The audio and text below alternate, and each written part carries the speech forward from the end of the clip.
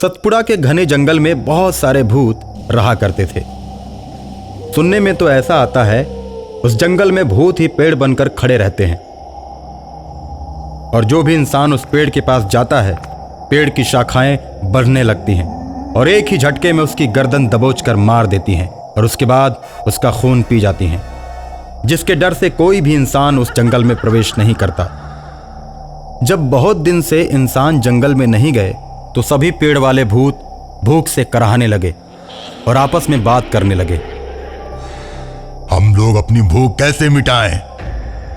भूतों के बीच एक अहंकारी भूत बोलता है, हम लोग गांव की तरफ जाकर अपने अपने तरीके से लोगों के मान से अपना भूख मिटाएंगे और उनके खून से अपनी प्यास बुझाएंगे। इस तरह योजना बनाकर सारे भूत गांव की तरफ चल देते हैं और अपने अपने तरीके से लोगों को मार देते हैं। सबको गांव भेजकर अहंकारी भूत जंगल में ही रह जाता है। अहंकारी भूत पूरे जंगल में घूम घूम कर जानवरों का शिकार करके खाता है और मजे में रहता है। सभी भूत जब गांव में शिकार करके एक जगह इकट्ठा होते हैं तो उनका नेता अहंकारी भूत नहीं दिखाई देता। अहंकारी भूत चालाकी से सभी भूतों को भगाकर जंगल में अकेला रहकर घूम घूम कर शिकार करता और जानवरों को मार कर खाता। वो अब एक बहेलिया का रूप बना चुका था। हाथ में तीर और धनुष लेकर दूर से ही पशुओं और पक्षियों का शिकार कर दिया करता और धीरे धीरे वो जंगल के सारे पशु पक्षियों को मार कर खा गया और एक दिन वो जंगल में अकेला ही रह गया। पशु पक्षी न मिलने पर वो जंगल के पेड़ों से फल खाने लगा और मजे से रहने लगा। और दूसरी तरफ जब गांव के भूत एक जगह इकट्ठा होते हैं और वहां अपने अहंकारी भूत को नहीं पाते तो सोचने लगते हैं, हमारा अहंकारी नेता कहां गया? अहंकारी जरूर कोई न कोई चाल चल रहा होगा। मीठा तो बहुत बोलता है लेकिन हम लोगों से नफरत करता है। हमेशा कोई न कोई नई चाल चलता रहता है। हम सभी को धोखा देना अब उसकी आदत बन चुकी है। उसको छोड़ देना ही उचित है। नहीं भाई, अहंकारी भूत चाहे जो करे उसे छोड़ना उचित नहीं, इसलिए कि हम सब में सबसे ज्यादा ताकतवर वही है। अगर कोई घटना घटित होती है तो वो हम सब के काम आएगा।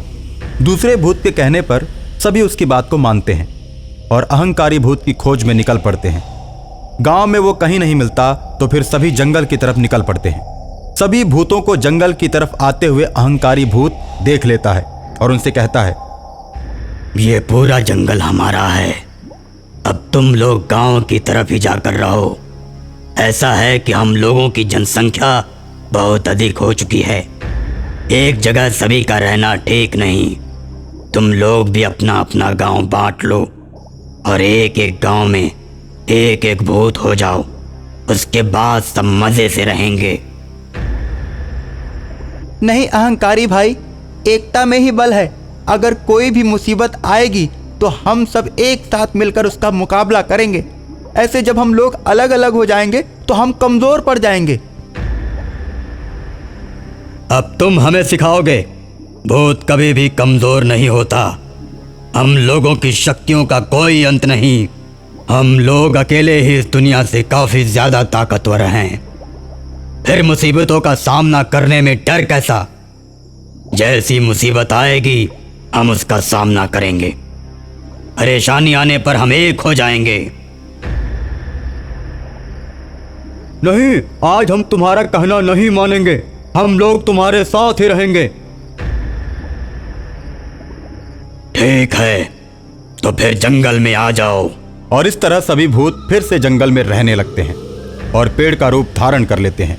जब भी कोई पक्षी पेड़ पर बैठता है तो पेड़ बने भूत उसे मार कर खा जाते हैं। और अगर कोई जानवर पेड़ के नजदीक से गुजरता है तो पेड़ की शाखाएं बढ़ने लगती हैं और जानवर को पकड़कर खा जाती हैं। यह सिलसिला बहुत दिनों तक चलता रहता है। एक दिन अहंकारी भूत ने सोचा, मैं सभी भूतों को मारकर पूरे जंगल पर कब्जा कर लूं। ऐसा सोचकर अहंकारी भूत जंगल में आग लगा देता है। आग लगते ही जंगल के सारे पेड़ जलने लगते हैं। उन पेड़ों के साथ साथ भूत बने पेड़ भी आग में जल जाते हैं और इस तरह अहंकार से भरा हुआ भूत अपने सभी भाइयों को मार देता है और अकेला होकर पूरे जंगल पर एक छत्र राज करने लगता है।